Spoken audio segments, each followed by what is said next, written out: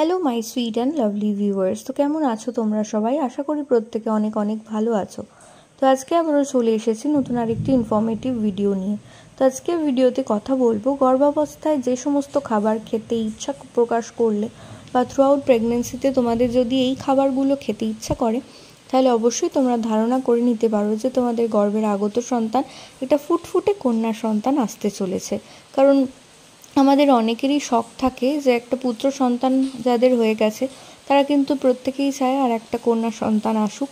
তো তারা যদি থ্রু আউট প্রেগনেন্সিতে এই ধরনের খাদ্যাভ্যাস বা এই ধরনের খাবার খেতে পছন্দ করো, তাহলে কিন্তু তোমরা ধরে নিতে পারো গর্ভের আগত সন্তান অবশ্যই কন্যা সন্তান আসতে চলেছে। তো এই সমস্ত যে কথা বলছি সেগুলো কিন্তু ওল্ড ওয়াইফ টেলস থেকে, অর্থাৎ একটা পুরনো গাথা থেকে আমরা পেয়েছি। এর সাথে কোনো বৈজ্ঞানিক ভিত্তি নেই, সবার সাথে যে মিলবে এরকম নাও হতে পারে। তো যেহেতু এগুলো পুরনো ওল্ড ওয়াইফ টেলসের মধ্যে রয়েছে, তো সেখান থেকেই আমরা আপনাদের কাছে এই সমস্ত ভিডিও তুলে ধরার চেষ্টা করছি।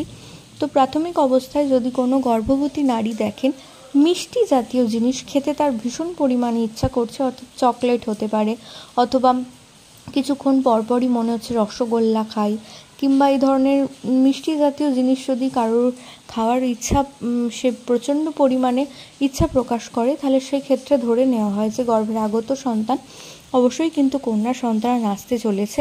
এছাড়াও মিষ্টি ছাড়াও যদি দেখেন যে কিছু মিষ্টি ফল যেমন লিচু, তারপরে আরও ধরনের মিষ্টি মিষ্টি ফল খেতে ইচ্ছা করছে, অর্থাৎ থ্রু আউট প্রেগনেন্সি যদি তার মিষ্টি খাবার প্রবণতা অন্যান্য খাবারের থেকে বেশি হয়, তাহলে কিন্তু ধরে নেওয়া হয় যে গর্ভের আগত সন্তান কিন্তু কন্যা সন্তান। এছাড়াও যদি সেই মা নোনতা জাতীয় খাবার খেতেও পছন্দ করেন, অর্থাৎ কিছুটা নোনতা বিস্কিট বা নিমকি বা এই ধরনের জাতীয় জিনিস খেতে পছন্দ করেন, তো সেক্ষেত্রেও ধরে নেওয়া হয় যে গর্ভের আগত সন্তান কন্যা সন্তান আসতে চলেছে।